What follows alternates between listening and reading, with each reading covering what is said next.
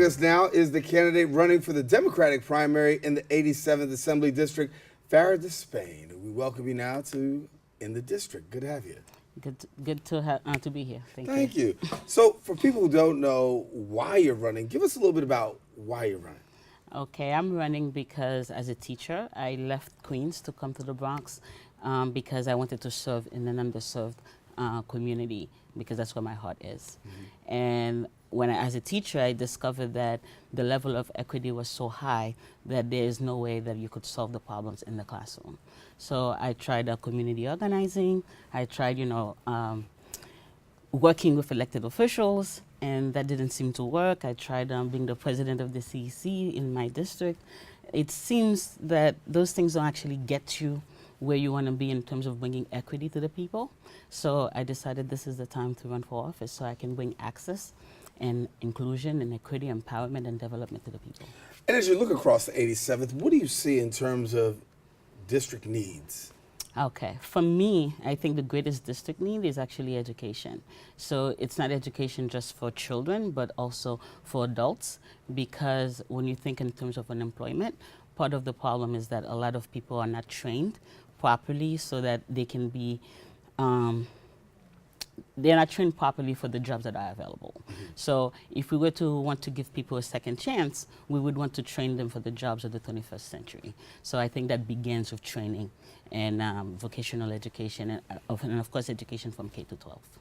What are you hearing from people from your district in terms of what they like to see? Well, I'm hearing a lot of things. NYCHA is obviously a big problem. So not too long ago, I was sitting with someone from NYCHA who invited me to sit with her for an interview. And she's been in there for 30 years. And she's been trying to move on to to a senior facility. It's not happening.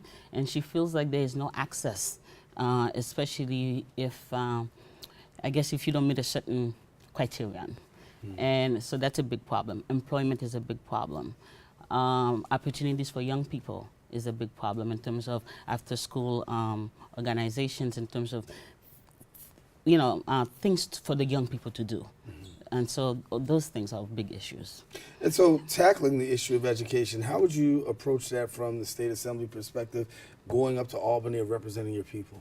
Okay, so for me, as a CEC member, I tell people all the time, you can't make a difference with the kids if you don't touch the families and if you don't touch the communities.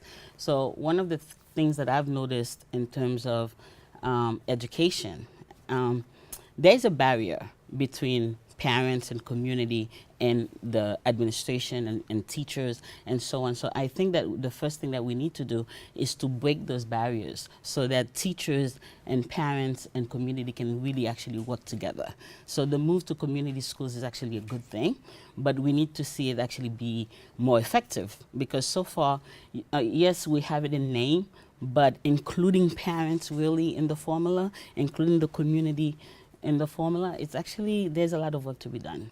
So that would be, for me, the first step. And obviously, we need to bring the classrooms, like the school building, to the 21st century. It doesn't make sense to be in the 21st century and that kids don't have access to technology, and that there are not enough rooms, for example, because you'll have kids learning in the hallway. Those things are unacceptable. Not having enough books, that's unacceptable. So there's a lot to be done. Right. With the seat being vacated right now, what do you give yourself as far as chances and an opportunity to really take the seat? Oh, I'm going to win this. I'm going to win this because my heart is with the people. Because I've been fighting for equity for as long as I can remember. The reason I went into education is because I've been wanting to serve people. For me, this is not about power, it's not about money, it's not about, status. It's truly about helping people, which is why I've spent over a decade just helping people for free, no money. Yeah.